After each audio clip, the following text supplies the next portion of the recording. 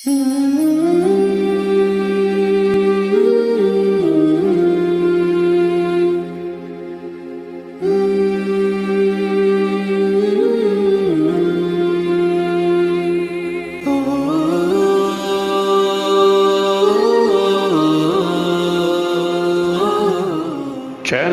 हुसैन सितारे राहे इल्म व अमल।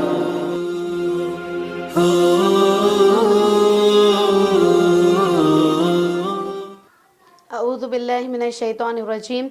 Bismillahir rahmanir rahim.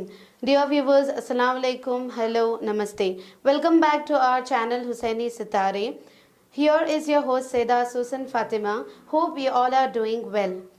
Today we are here with our episode 2 of our program Message of Health. I hope episode 1 was very helpful for our viewers. So let us start our program. And we are blessed and happy कि आज हमारे दरमियान फिर से doctor Shalini अपना experience share करने आए हैं. So welcome back to our channel ma'am. Thank you so much.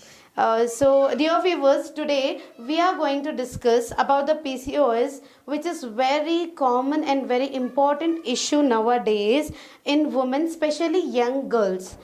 So PCOS is a chronic illness, and having a chronic illness is hard.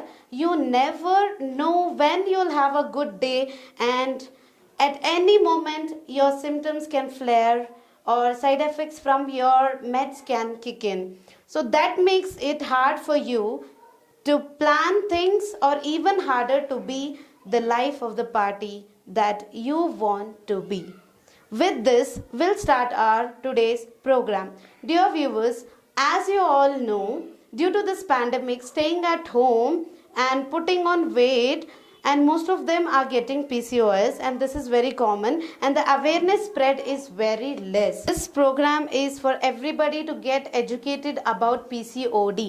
ये program खासकर उन लोगों के लिए है जिसको पीसीओडी होता है, और आज हमारे दरमियान डॉक्टर शालिनी फिर से मौजूद हैं, और doctor is gonna tell us how we can treat ourself and medicated early. So doctor, our first question is what is PCOD? Okay. Hello viewers. Today I'll be discussing PCOS in detail. So before knowing PCOS, वो क्या है पता होने से पहले normal ovary क्या है करके आपको हम लोग समझाने की कोशिश कर रहे हैं. Hello viewers, today I will be discussing about PCOS in detail. So before knowing what is PCOS, you should understand some basic things. So normally सारे फीमेल्स में, महिला में यूट्रस के साथ 2 ट्यूब्स होते हैं, और 2 ट्यूब्स में ईच एक अंडाशय रहते हैं. ये नॉर्मल है. ये जो अंडाशय हैं उसके अंदर नॉर्मली छोटे छोटे से फॉलिकल्स कहते हैं, ठीक है. इससे एक जो छोटे छोटे से फॉलिकल हर महीने में माहवारी के टाइम पे 14 दिन, यूजुअली अराउंड 14th डे को ये बड़ा होके उसमें से एक अंडे रिलीज होके ट्यूब से इधर पास होगा. उस टाइम में अगर अंडे है तो उस टाइम पे यूजुअली प्रेगनेंसी होते हैं around 14th day. But PCOS में क्या होते हैं, ये पिक्चर है, ये जो लेफ्ट ओवरी का जो है, ये PCOS का मॉर्फोलॉजी है. PCOS मतलब पॉलीसिस्टिक ओवरी. एक्चुअली सिस्ट कुछ नहीं है, बट ये मिसकंसेप्शन है. Polycystic ovary is misnomer, there is no any cyst. But ये जो छोटे छोटे से फॉलिकल जो है नॉर्मल ओवरी में और ज़्यादा हैं. मान लो अगर अल्ट्रासाउंड किया तो एटलीस्ट 20 से ऊपर होना चाहिए. ये जो छोटे छोटे से फॉलिकल जो है नॉर्मली 20 से ऊपर नहीं रहता है, बट PCOS में 20 से ऊपर रहता है. उनमें ये वैसे रहेगा जैसे छोटे था शुरू में माहवारी के साथ जैसे था, वैसे ओवुलेशन के टाइम पे भी ऐसे रहता है. इसलिए इन मरीज में ओवुलेशन नहीं हो पाएगा. So PCOS means polycystic ovary syndrome, but there won't be any cyst, but there will be more than 20 follicles in each ovary, and the volume also will be more. Usually it will be the volume of the ovary, normally it is less than 10 ml, but in these patients 10 ml से ज़्यादा volume होता है ovary It का. will increase. Yes. Yeah. Okay. So our next question is, what are the symptoms for PCOD? How we can come to know that for example, if I have a PCOD, how I'll come to know that I have a PCOD? Okay. First of all, you should know that PCOD जो है, it is nothing to panic. Okay, but we have to take it seriously. Okay, there are some treatment for that. You'll have to just follow those treatment advice. So symptoms, एक मरीज को PCOS है नहीं है करके diagnose करने के लिए फर्स्ट ऑफ ऑल सिम्टम्स मतलब उनको like irregular periods, okay, irregular cycles, माहवारी टाइम पे नहीं आता है. Usually may be like 3 months के बाद अपने आप आ सकते हैं. किसी को दवाई नहीं देंगे तो आते ही नहीं, 6 महीने 7 महीने तक भी PCOD होता है उसको इरेगुलर पीरियड्स होते हैं. इरेगुलर पीरियड्स, ओके, और वो टाइम पे नहीं आएगा, एटलीस्ट लंबे गैप हो जाएगा. ओके. आखिरी माहवारी अगर मान लो 3 months हो गया थे भी, अभी किसी को दवाई देंगे तो आ जाएगा, किसी को अपने आप आ जाता है. तो एक तो irregular cycles. Okay. Second is these patients में हैव एक्ने मतलब पिंपल्स, चेहरा में पिंपल्स, ऑयली फेस और अनवांटेड हेयर्स. नॉर्मली फीमेल का जो हेयर पैटर्न और मेल का हेयर पैटर्न अलग अलग है, बट इनमें मेल हार्मोन्स ज़्यादा बढ़ता है क्योंकि हमारा जो ओवुलेशन नहीं होता है ना, उसके वजह से हार्मोनल इम्बैलेंस होता है. सो ये हार्मोनल इम्बैलेंस की वजह से मेल पैटर्न ये जो पेशेंट्स में पिंपल्स और unwanted hairs, may be moustache, excessive hair, पूरे शरीर में भी आ सकते हैं. ओके. दूसरी चीज, तीसरी चीज, बाल ज्यादा hair fall. Okay, these patients are more prone for hair falls because of the hormonal imbalance. Then weight gain, excessive weight gain. Okay, वो weight बढ़ते रहेगा. Okay. Next is जिन्होंने शादी हो गया ना, जिनको शादी हुआ है उनको कंसीव होने में थोड़ा प्रॉब्लम होता है. सारे मरीज को कंसीव होने में प्रॉब्लम नहीं है, किसी को ये अंडे नहीं बनता है ना, तो उनमें प्रॉब्लम होता है. अगर वो कंसीव नहीं हो रहे हैं तो शायद उनको पीसीओडी हो सकता है, तो उनको टेस्ट करवाना है. तो हमारे व्यूवर्स के लिए बताएं कि हम लोगों को कौन से टेस्ट करना है. What are the test to diagnose this? Okay, first of all symptoms, ये जो सिम्टम्स हैं उसको कंफर्म करने के लिए फर्स्ट ऑफ ऑल ये सिम्टम एटलीस्ट हमारे पास रोटरडाम क्राइटेरिया करके हैं. एक मरीज को पीसीओडी है नहीं है करके डायग्नोस करके लिए एक क्राइटेरिया होता है. उसमें ये जो 3 सिम्टम्स मैंने बोला था ना, उसमें एटलीस्ट एक आइदर इरेगुलर साइकिल्स, और उसके साथ हमारा अल्ट्रासाउंड में स्कैनिंग जब करते हैं ना, उसमें ये जो अंडे अभी पहले दिखाया ना आपको, मोर देन 20 फॉलिकल्स, जो अल्ट्रासाउंड करेंगे तो पता चलेगा कि पॉलीसिस्टिक ओवरी है या नहीं. या उतना ही है. ओके. डायग्नोस करने के लिए symptoms and ultrasound. Okay. Thank you so much doctor. So can you tell us how to diagnose an adolescents for young girls? Young girls के लिए भी देखा जाए तो हमने सुना है कि PCOS हुआ है, तो इनको डायग्नोस करने के लिए कौन से टेस्ट करवाना है, कैसे इसको डायग्नोस करना है? ओके, एक्चुअली एडोलेसेंस में मतलब यंग गर्ल्स में वैसे माहवारी ऑनसेट होने के बाद, मैंने आपको इससे पहले भी बताया है, जैसे माहवारी ऑनसेट होने के बाद माहवारी यूजुअली इरेगुलर रहता है और उम्र साथ वो ठीक होता है, ऑलरेडी बताया है. सो उन ऐसे जो यंग गर्ल्स में भी इरेगुलर साइकिल्स जो होते हैं उनमें पीसीओडी हम डायग्नोज नहीं करेंगे, क्योंकि डायग्नोज करने के लिए हम लोग को एक कट ऑफ है. अभी माहवारी ऑनसेट होने के बाद प्लस एटलीस्ट 8 साल तक और इंतजार करना है उनमें डायग्नोज करने के लिए पीसीओएस. फॉर एग्जांपल अगर कोई 13 इयर्स में मतलब उनका ऑनसेट मतलब शुरू हो गया है मेंस्ट्रुएशन, तो उससे 8 साल बाद उनको डायग्नोस करके उसका ट्रीटमेंट करना है. नहीं तो नॉर्मली अगर पीसीओएस हैं तो भी no issue. Actually we can not tell. Okay. There is PCOS in this young girls. Because वैसे उनका माहवारी इरेगुलर होता है, वैसे उनमें एक्ने का प्रॉब्लम्स यंग गर्ल्स में वैसे कॉमन है. पीसीओडी की वजह से ही है ऐसे कहने के लिए एटलीस्ट और 8 साल होना है. 8 साल के बाद ही डायग्नोस करना है. You mean 20 and 20 plus above. Suppose 13 में हुआ तो और 8 साल, 8 साल के बाद 20 and above. Yes, okay usually 20s में डायग्नोज करते हैं पीसीओएस। Okay okay. उससे पहले हम डायग्नोज नहीं करेंगे, बट रिस्क बोलते हैं ऐसे रेगुलर साइकिल्स और सिम्टम्स है तो मे बी इन फ्यूचर मे और मे नॉट उनको पीसीओएस का प्रॉब्लम हो सकता है। Okay, thank you so much, doctor. So, dear viewers, we have much time, so we'll be discussing some more problems and the solutions. Before that, while I was doing research on this PCOS, I found that PCOS affect about 8 to 13% of the population, so it is a very big group. And the people are not aware of this. So, ma'am, can you tell me what are the future consequences and the risk associated with the PCOS? Okay, so the most common risk associated with PCOS is the blood sugar imbalance. Okay, these patients are more prone for glucose intolerance. That is, normally ऐसे जो मरीज में क्या होते हैं, अंडे नहीं बनता है और हार्मोनल इम्बैलेंस के वजह से हमारा जो इंसुलिन जो हार्मोन है वो शरीर में रहता है, फिर भी हमारा ब्लड ग्लूकोज बढ़ते जाएगा। सो इसको इंसुलिन रेसिस्टेंस कहते हैं। तो उसकी वजह से they are more prone, may be like around 30s और 40s जो ये जो पेशेंट्स है they are more prone for diabetes और sugar problems, and then BP बढ़ने का चांसेस है। ओके, शुगर बढ़ने का और blood pressure that is BP बढ़ने का चांसेस रहता है। और उसके साथ वेट की वजह से जो कोलेस्ट्रॉल प्रॉब्लम्स होते हैं ना, सो कोलेस्ट्रॉल प्रॉब्लम्स की वजह से हार्ट प्रॉब्लम्स भी ज्यादा होने का खतरा है। और फ्यूचर में बहुत चांसेस रिस्क हैं, बच्चेदानी का कैंसर का रिस्क भी होते हैं इनमें। ओके ओके, बच्चेदानी का कैंसर, क्योंकि अंडे नहीं बनेंगे तो हमारे जो शरीर में एक हार्मोन जो होते हैं progesterone, Okay, which actually prevents cancer. Okay. अगर ओवुलेशन अंडे बन रहा है तो कैंसर का चांसेस बहुत कम है।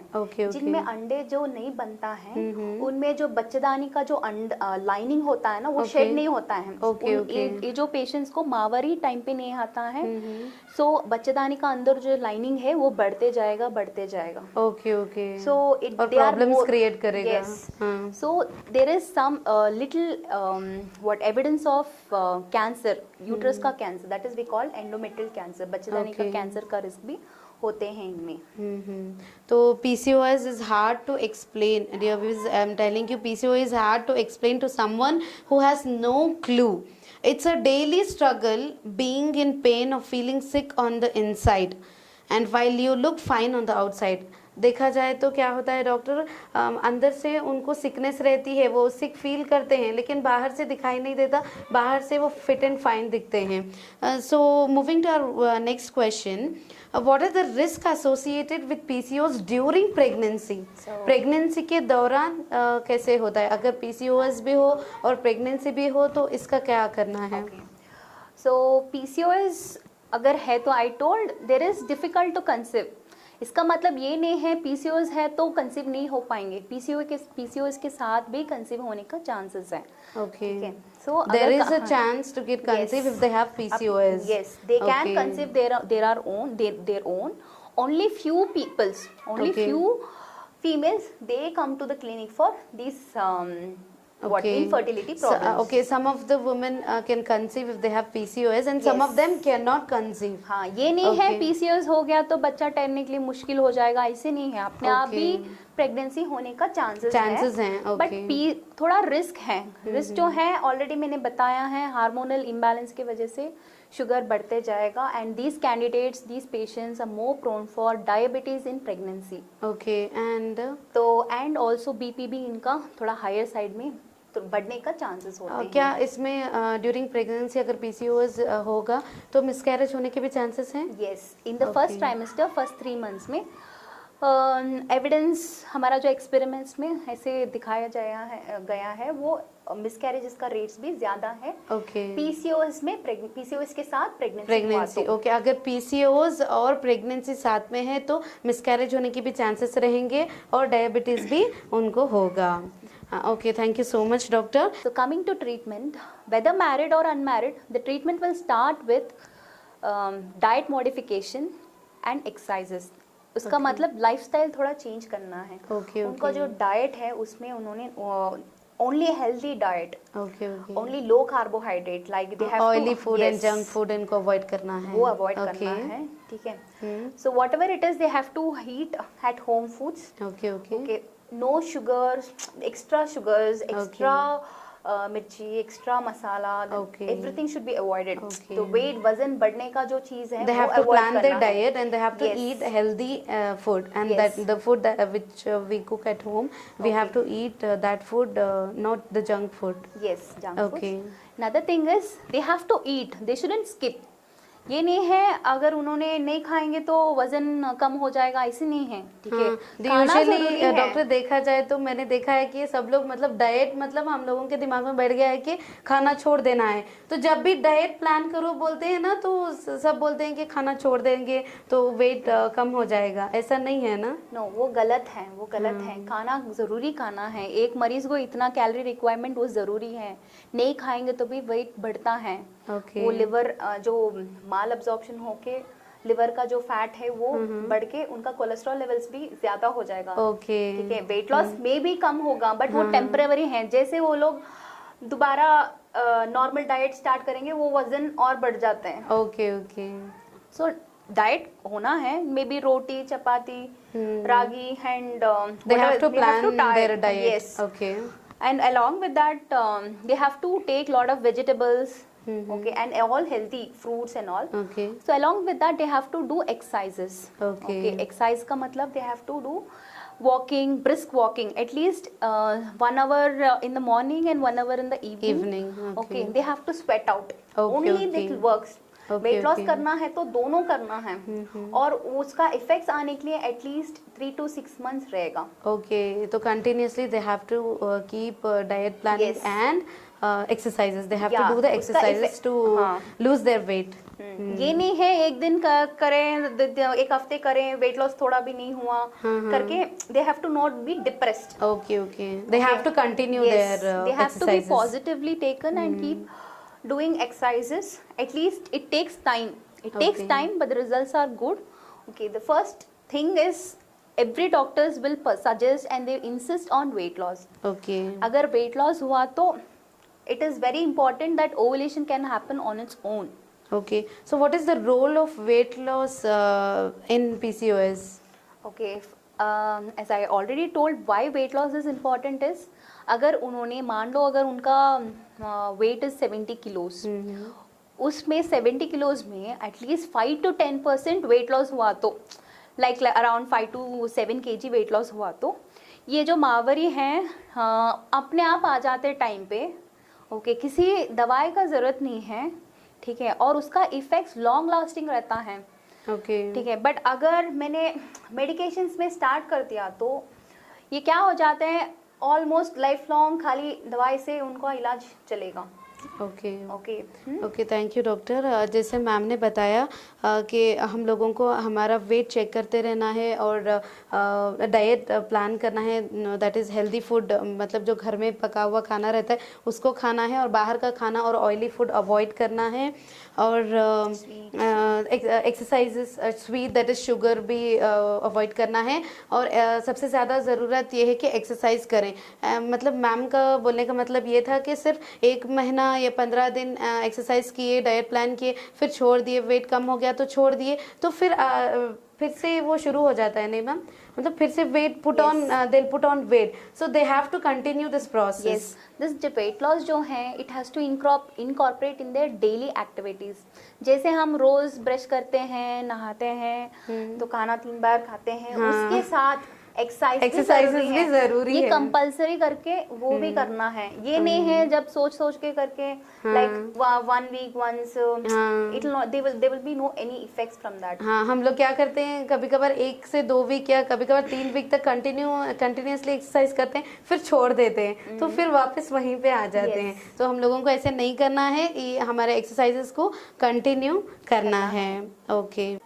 तो व्यूअर्स, जैसे कि मैम ने बताया कि हमें खुद को कैसे ट्रीटमेंट करना है, एक्सरसाइजेस करना है, डाइट प्लान करना है. सो मैम, क्या आप बता सकते हैं मेडिकली आप इसको कैसे मैनेज करना होगा? सो हमारे पास अगर पेशेंट ऐसे सिम्टम्स, इरेगुलर साइकिल्स, एक्ने और हेयर लॉस, ऐसे पेशेंट्स आएंगे तो फर्स्ट हम अल्ट्रासाउंड करके एक बार कंफर्म कर लेते हैं, उसके बाद वो weight loss diet modification strictly करने के लिए कहते हैं। और एटलीस्ट उसके साथ साथ we will address their symptoms. अगर उनका प्रॉब्लम, मान लो अगर उनका प्रॉब्लम खाली इरेगुलर मेंस्ट्रुअल साइकिल्स, मतलब साइकिल्स, उनको खाली साइकिल्स टाइम पे आना है, तो हम लोग पहले ये करके वेट लॉस करके उससे भी नहीं हुआ तो तब हम उनको हार्मोनल पिल्स स्टार्ट करते हैं, हार्मोनल पिल्स। उससे माहवारी टाइम पे आ जाते हैं और रेगुलर हो जाते हैं।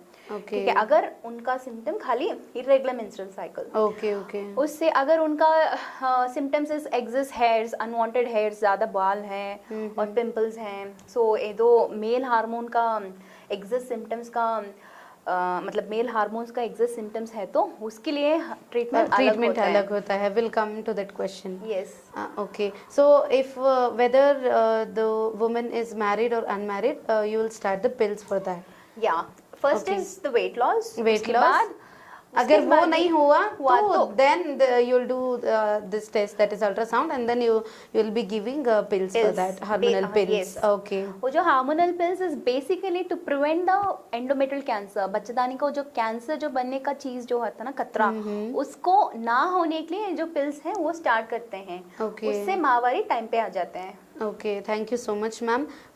So moving to our next question, ma'am, जो लोग मैरिड होते हैं और वो कंसीव करने के लिए कोशिश करते हैं और उनको PCOS रहता है और वो कंसीव नहीं कर पाते, तो इस बारे में आप हमारे व्यूवर्स के लिए क्या बोलना चाहेंगी? So those women who are anxious to conceive, मतलब प्रेगनेंसी प्लान कर रहे हैं लेकिन शादी होके नहीं हो रहा है, बहुत साल के बाद अगर बच्चा नहीं ठहरा, तो उनमें भी हम पहले वेट लॉस और ये जो डाइट मॉडिफिकेशन कहते हैं, उसके साथ साथ हम लोग उनको जो अंडे बनने के लिए पिल्स लिख के देते हैं। Okay, medications. Yes. You'll give the medications to the formation of egg. To form the egg, yes. You'll give the medicines for them. And these eggs, these medications has to be taken on the periods का माहवारी जो आता है ना, दूसरे दिन में चालू करना है, रोज एक लेना है और 5 दिन के लिए लेना है। उससे अंडे जो बनता है ना, उसका फॉर्मेशन होता है, चांसेस ज्यादा रहता है, ओवुलेशन होने के लिए इंक्रीज होता है। Okay, the women who are anxious to conceive, they have to consult a doctor, and doctor will give you the pills, that is medications. With that medications, inshallah, they'll get conceived. Okay, thank you so much, ma'am. Ma'am, our last question is, how do we treat the cosmetic problem associated with PCOS? As you said, कि अगर PCOS है तो pimples आ जाते हैं और male pattern हो जाता है, जैसे कि पूरे बॉडी में अनवांटेड हेयर आ जाते हैं, ग्रोथ हो जाता है, तो इसके लिए क्या ट्रीटमेंट है मैम? सो अगेन ऐसे जो प्रॉब्लम्स हैं उनमें भी हम वेट लॉस करने के लिए कहते हैं, क्योंकि वेट लॉस करेंगे तो मेल हार्मोन्स जो होता है ना, वो अपने आप कम हो जाते हैं। ठीक है, ऑलरेडी जो बाल है वो वैसे रहेगा, और ना बाल और ना आने के लिए हम उनको पिल्स देते ग्रोथ हैं। के लिए ग्रोथ नहीं होना, अनवांटेड हेयर ग्रोथ नहीं होना करके उसको भी मेडिसिन देते हैं। ऑलरेडी जो है that has to be treated cosmetically only, like laser treatment और शेविंग और waxing, they have to do those. What about the pimples if they get the acne, so what is the treatment for that? उसके लिए हम face wash लिख के देते हैं और पिल्स से भी कम होता है, हार्मोनल पिल्स से भी पिल्स और जो भी वो फेस वॉशेस और क्रीम्स वगैरह होते हैं वो आप लिख के देते हैं। और जो हेयर एक्स्ट्रा हेयर ग्रोथ होता है उसके लिए लेजर से उसको ट्रीटमेंट करना पड़ेगा। Okay, thank you so much ma'am. तो मैम क्वेश्चंस तो बहुत सारे हैं, लेकिन अभी मुझे मेरे दिमाग में एक क्वेश्चन आया है। जो PCOS के पेशेंट्स आपके पास आते हैं तो आप कैसे उनको फॉलो अप करते हैं? जैसे कि बहुत सारे डॉक्टर्स जो हैं फ्लिप आफ्टर 15 डेज 20 डेज ऐसे फॉलो अप के लिए बुलाते हैं, तो जब ऐसे पेशेंट्स आपके पास फॉलो अप के लिए आते हैं तो आप कैसे उनको ट्रीटमेंट करते हैं? ओके, सो हमारे पास अगर पहले विजिट के बाद, पहले विजिट में हम पेशेंट्स का वेट, हाइट, ये दोनों चेक करके BMI कैलकुलेट करेंगे हम। वो जो BMI अगर 25 से ऊपर है तो हम उनको ओवर वेट कहते हैं, अगर 30 से ऊपर है तो ओबीस कहते हैं। So it is more than the cut off. ऐसे जो पेशेंट्स में we will tell them to do strict diet modification and lifestyle modification. So उनको हम एटलीस्ट 3 महीने के बाद हम लोग उनको दोबारा बुला के कितना रिड्यूस हुआ है वेट, वो सबसे पहले वेट का नजर। For that, you'll give some tests for them. Yes. Okay. And then इनमें शुगर का रिस्क है, डायबिटीज, वैसे बीपी तो हम चेक करेंगे। शुगर के लिए एक नार पेट का सैंपल और उसके बाद ग्लूकोज पी के 75 ग्राम ग्लूकोज पी के 2 घंटे का एक सैंपल करके टेस्ट, वो ब्लड शुगर देख के। Okay. I have seen this. हाँ, हम लोग कंफर्म करेंगे उनको शुगर है नहीं है, और शुगर आने का चांसेस है।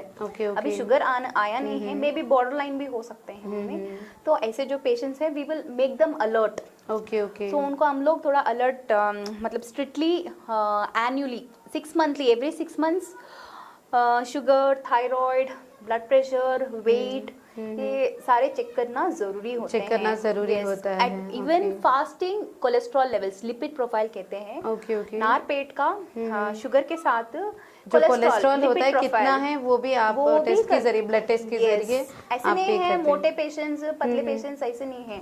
पतले पेशेंट में भी कोलेस्ट्रॉल का प्रॉब्लम आ सकता है। I am hearing this for first time doctor. पहली बार मैं सुन रही हूँ कि दुबले जो रहते हैं, पतले जो रहते हैं, उनको भी कोलेस्ट्रॉल ज्यादा होने के चांसेस रहते हैं। यूजुअली हमने सुना है कि जो लोग मोटे रहते हैं ना, उनमें कोलेस्ट्रॉल ज्यादा होता है। ऐसे नहीं है। पतले patient, cholesterol is something. Cholesterol में 2 टाइप होते हैं, गुड कोलेस्ट्रॉल होते हैं, बैड कोलेस्ट्रॉल। गुड कोलेस्ट्रॉल जो है HDL, बैड कोलेस्ट्रॉल LDL। अगर नॉर्मली गुड कोलेस्ट्रॉल थोड़ा ज्यादा रहना है, और LDL जो कोलेस्ट्रॉल है वो कम रहना है। कट ऑफ होते हैं उसमें। अगर बैड कोलेस्ट्रॉल ज्यादा हो जाए तो उसके लिए टेस्ट करके उसके लिए फिर ट्रीटमेंट है। बैड कोलेस्ट्रॉल ज्यादा हुआ तो हार्ट प्रॉब्लम्स ज्यादा चांसेस है, like heart attack, atherosclerosis, stroke, ये चांसेस ज्यादा होता है अगर कोलेस्ट्रॉल प्रॉब्लम्स है तो। व्यूअर्स मैं बता दूं कि अगर आपको ऐसे सिम्टम्स हो रहे हैं तो आपको चाहिए कि आप डॉक्टर से कंसल्ट करें और जल्द से जल्द मेडिकेशंस को स्टार्ट करें और ट्रीटमेंट को स्टार्ट करें। Thank you so much doctor, आपका बहुत बहुत शुक्रिया। आपके इतने बिजी स्केड्यूल के बावजूद भी आपने थोड़ा टाइम निकाला और हमारे चैनल में आने की जहमत की। आपका बहुत बहुत शुक्रिया। Thank you so much once again. Thank you again. It's a nice opportunity. तो ऐसी जो चीज़ है PCOS, it is very common. 1 in 4 females are suffering from the same problem. So there is lot of misconception about PCOS. PCOS, अगर they are just panicking about what is PCOS. So again, PCOS is very common. 1 in 4 women are suffering. We need not panic. Okay. 75% of the treatment is themselves. We can treat ourselves. Yes, you can treat yourself. 75%. Only 25% we are just evaluating, and we are just we are addressing the future risk associated with PCOS. तो dear viewers, जैसे कि ma'am बता रहे थे कि for example अगर 4 औरतें हैं और अगर 4 औरतें हैं तो उसमें किसी एक औरत को तो PCOS रहता ही रहता है। एंड नाउअडेज ये कॉमन हो गया है। यूजुअली ऑलमोस्ट जैसे कि मैंने बताया कि 8 to 13% of population is having PCOS। तो ये बहुत कॉमन है, पैनिक होने की, डरने की कोई ज़रूरत नहीं है। 75% मैम बता रहे थे कि 75% हम खुद से PCOS को क्लियर कर सकते हैं एक्सरसाइज के जरिए, वेट लॉस के जरिए क्लियर। मतलब PCOS वो वैसे रहेगा, जिंदगी पूरा PCOS रहेगा। उसका जो सिम्टम्स है माहवारी जो इरेगुलर नहीं है, तो वो रेगुलर हो जाएगा, उसको करेक्ट कर सकते हैं। बट PCOS वो वैसे रहेगा, वो उससे क्या, वो we can not remove it. Okay. Only symptoms जो माहवारी जो है उसको एड्रेस कर सकते हैं। वेट लॉस से माहवारी, इरेगुलर माहवारी को टाइम पे कर सकते हैं, और एक्सेस हेयर्स जो हैं, अनवांटेड हेयर्स, वो भी कम कर सकते हैं। पिंपल्स, शुगर लेवल्स कंट्रोल में रख सकते हैं एक्सरसाइज के साथ। So most of the problems can be addressed by themselves. तो जैसे कि मैम बता रहे थे कि खुद से हम उसको कम कर सकते हैं। मतलब PCOS रहा तो डायबिटीज रहा, अगर सिम्टम्स रहे तो वो सिम्टम्स चले जाएंगे, अगर इरेगुलर पीरियड्स रहेंगे तो भी रेगुलर हो जाएंगे। Okay, thank you so much, ma'am. Thank you once again. So dear viewers, today we have come to know what is PCOD। हमने आज PCOD क्या है इसको सीखा और इसके सिम्टम्स क्या होते हैं, कौन से सिम्टम्स आने से पता चलता है कि हमको PCOS हुआ है, and what are the problems associated with PCOD, and we have discussed how to manage PCOS in married and unmarried women, and future consequences with PCOS, and role of weight loss, and risk with PCOS during pregnancy। हमने ये भी discuss किया है कि अगर वो pregnant हैं और PCOS होगा तो ऐसे में क्या होता है और क्या ट्रीटमेंट लेना चाहिए, and lastly treatment for the cosmetic problem with PCOS। So thank you so much once again ma'am. I hope it will be very fruitful for our viewers. Thank you so much viewers. If you have any queries related to the ladies problems or related to this PCOS, menstruation, or any lady problem, please put it on our comment box. And I thank all the viewers who watched our program till end. उम्मीद करती हूँ कि हमारे नाजरीन के लिए ये programme बहुत ही फ़ायदेमंद होगा, और मैं शुक्रिया अदा करती हूँ हमारे डॉक्टर का सबसे पहले, और हमारी सारे टीम का, और हमारे व्यूवर्स का भी जिन्होंने इस प्रोग्राम को आखिर तक देखा। तो इंशाल्लाह व्यूवर्स हम मिलते हैं फिर से एक और एपिसोड के साथ, एक और टॉपिक लेके डिटेल में हम लोग डिस्कस करेंगे। So thank you so much dear viewers, see you in the next programme. Don't forget to subscribe to our channel and press the bell icon to get the new updates from of our channel. वसलाम, खुदा हाफिज़।